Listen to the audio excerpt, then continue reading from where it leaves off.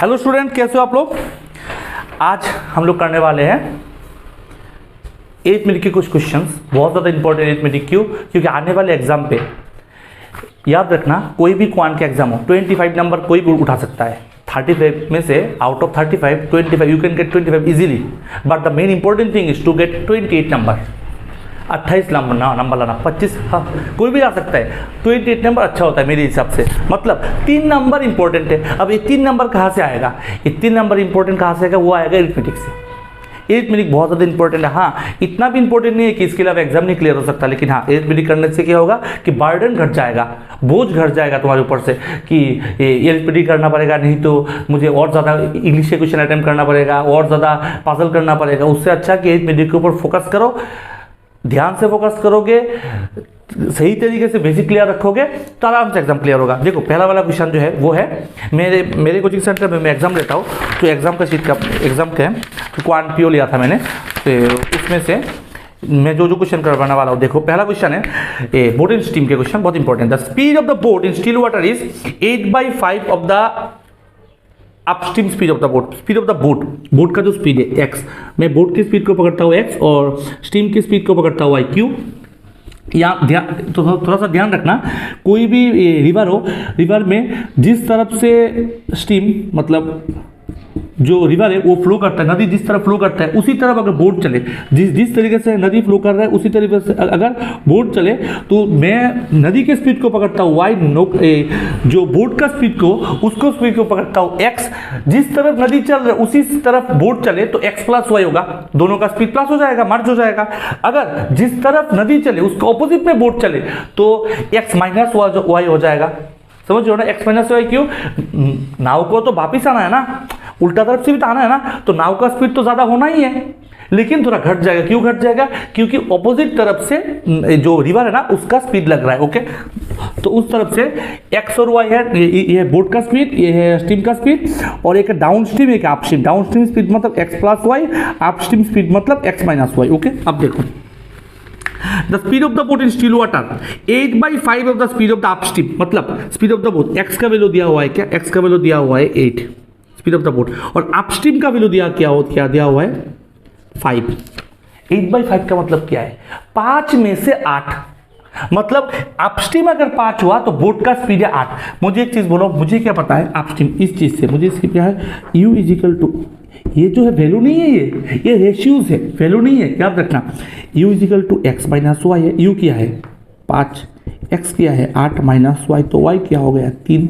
y अगर 3 हो गया तो d क्या होगा 8 और 3 11, काम खत्म यहाँ तक। ठीक है, यहाँ तक काम खत्म। ओके, अब देखो if the boat covers 132 kilometre in down stream, मतलब अभी अगर 132 किलोमीटर डाउन स्ट्रीम और 100 किलोमीटर अपस्ट्रीम जाने में किसी बोट को 8 घंटा लगे। ओके, निकालना। Then find the time taken by boat to cover.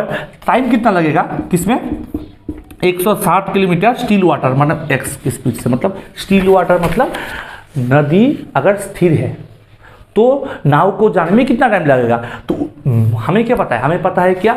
Distance = speed × time. Distance = speed × time हमें पता है, या फिर स्पीड = डिस्टेंस अपॉन टाइम, एक ही तो बात है ना, या फिर time = distance upon speed.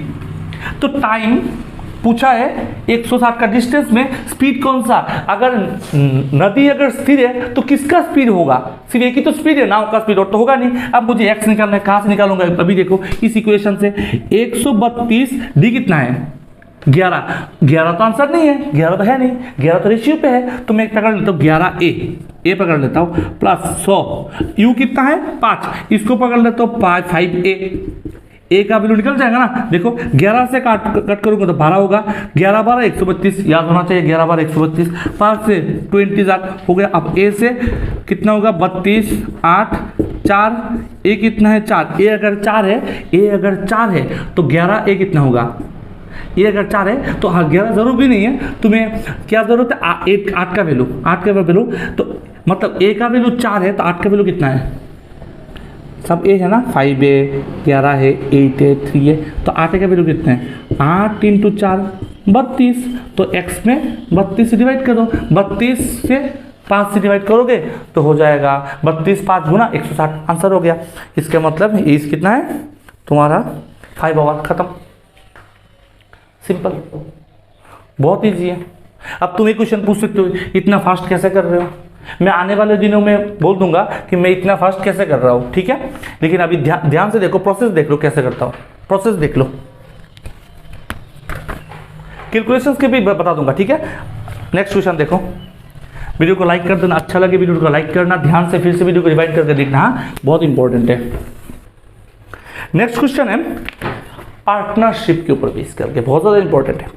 A and B started a business, A है और बी है, स्टार्टेड ए बिजनेस विथ 3000 और 2000। After 2 months C join them with investment P.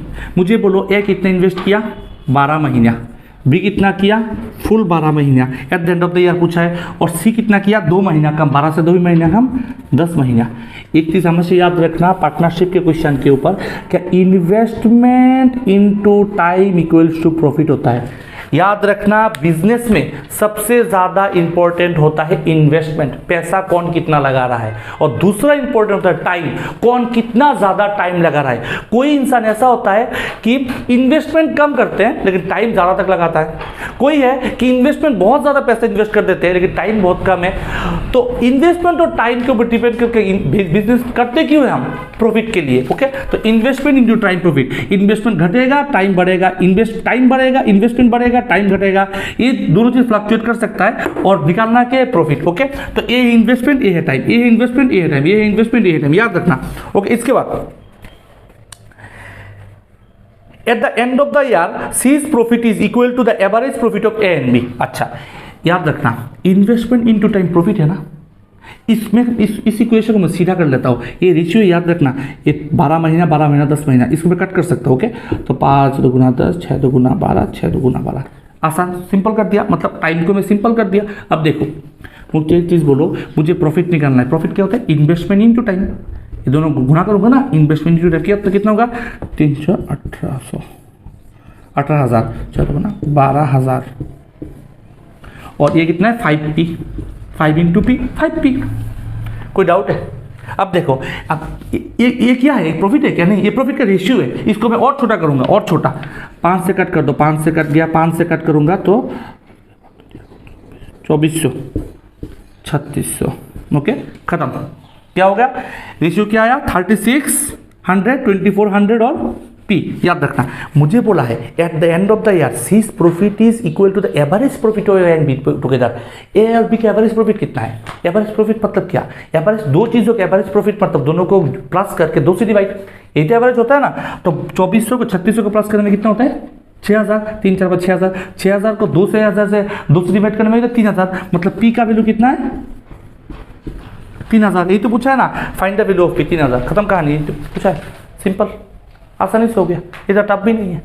Investment time को सिंप्लीफाई किया, क्योंकि सब तो कट करने पर रेशियो निकलेगा, सिंप्लीफाई कर दिया, इन्वेस्टमेंट और गुना किया, प्रॉफिट निकाला, इसको सिंप्लीफाई किया जितना हो सके।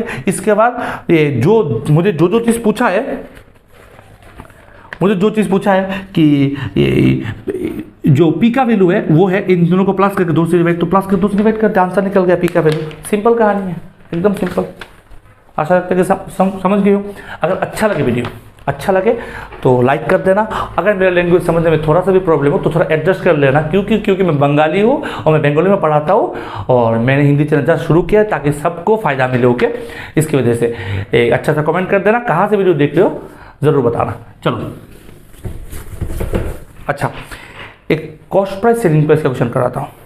Selling price of A shoe, selling price, cost price selling price ऐसा होता है CP MP SP, हमेशा मैं ऐसे ही लिखता हूँ, ठीक है। क्यों ऐसे लिखता हूँ, कॉस्ट प्राइस मतलब CP मतलब कॉस्ट प्राइस, SP मतलब सेलिंग प्राइस, MP मतलब मार्क प्राइस। ये क्या होता है मैं पहले पिछले वाले वीडियो में मैं समझा चुका हूँ, फिर से मैं समझा रहा हूँ, थोड़ा सा देख लो। CP मतलब कॉस्ट प्राइस, जिस प्राइस में मैं खरीद रहा हूँ। SP मतलब सेलिंग प्राइस, जिस प्राइस में मैं सेल कर रहा हूँ। MP मतलब मार्क प्राइस, जिस प्राइस में मैं MRP मार्क करके लिख रहा हूँ ऊपर। मतलब कोई भी ड्रेस खरीदने के उसके ऊपर लिखा होता है 600 रुपये, उसके ऊपर डिस्काउंट देके बेचते हैं ना, 200 रुपये डिस्काउंट का 400 रुपये बेच दिया। इसका मतलब ये नहीं कि सामने वाले जो सेलर है उसने अपना लॉस कर लिया, नहीं, शायद उसने 200 रुपये में खरीदा होगा, 600 रुपये टैग करके 400 रुपये में बेचा होगा, फिर भी तो डबल फायदा है, समझ लो ना, डबल है।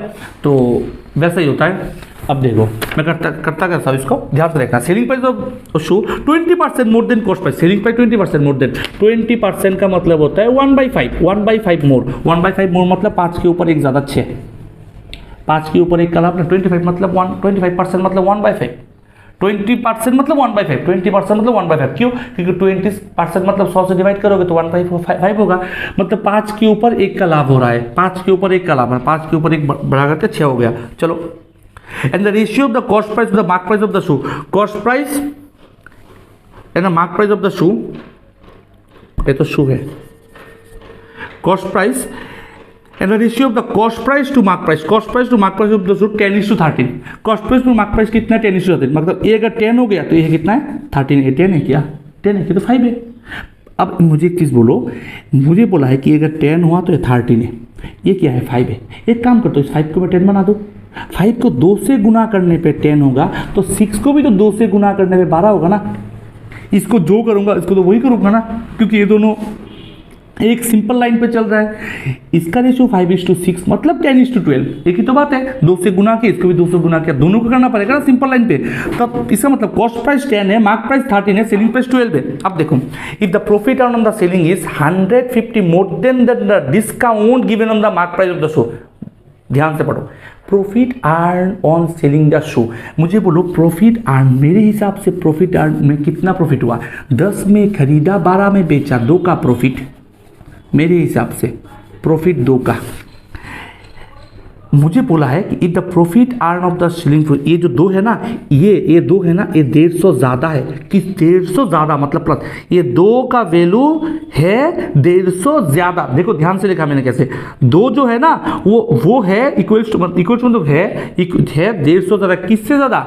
More than the discount given on mark price. Discount तो हमेशा मार्क प्राइस के ऊपर लगता है ना डिस्काउंट।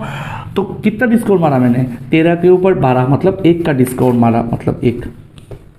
मतलब प्रॉफिट में मुझे हुआ 2, डिस्काउंट मैंने मारा 1। 1 और 2 का गैप कितना होता है? 2 से 1 गया तो 1। उस 1 का वैल्यू 150 के बराबर है। वही तो बोला उन्होंने, 1 का वैल्यू 150 के बराबर है। मुझे then the find the selling price. Selling price कितना है?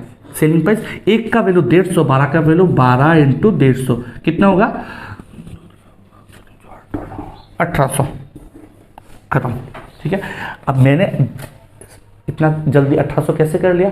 मेरे कैलकुलेशन वाला वीडियो है, वो देख लो, आराम से समझ में आ जाएगा कि मैं इतना फास्ट कैसे लिखा। ठीक है, आराम से समझ में आ जाएगा। ठीक है, मैंने 3 क्वेश्चन करा हूँ। आशा रखता हूँ कि वीडियो अच्छा लगा होगा, और अच्छा लगे तो चैनल को ज़रूर सब्सक्राइब कर लेना। नीचे लिंक दिया हुआ है बहुत कुछ, टेलीग्राम चैनल से लेकर सब कुछ का, उसको फॉलो कर लेना, ज्वाइन कर लेना। अच्छा रहेगा। आने वाले दिन में बहुत सारा वीडियो अपलोड करने वाला हूँ। सामने एग्जाम आने वाला है, सबको बेस्ट ऑफ लक।